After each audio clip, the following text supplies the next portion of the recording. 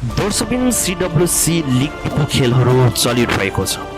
आज पनि नेपाली क्रिकेट टिमलाई एउटा राहत मिलेको छ र हामी जति पनि नेपाली क्रिकेट फ्यान्स छौँ एकदमै खुसीको खबर रहेको छ साथीहरू। किनभने नेपाली क्रिकेट टोली अहिले एकदमै सङ्घर्षपूर्ण खेल खेलिरहेको छ।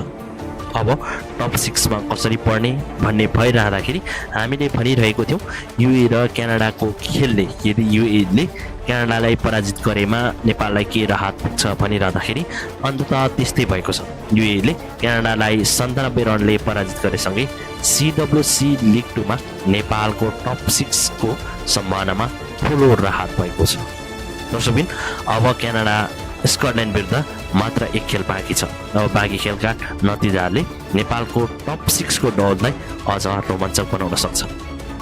अब तपाईँलाई कस्तो लाग्छ कि नेपाली क्रिकेट टिम टप 6 मा पुग्न सफल हुन्छ त? तपाईँलाई के लाग्छ? तपाईँलाई लागेको कुरा जस्तो हुन्छ कमेन्ट बक्समा कमेन्ट गर्नुहोला।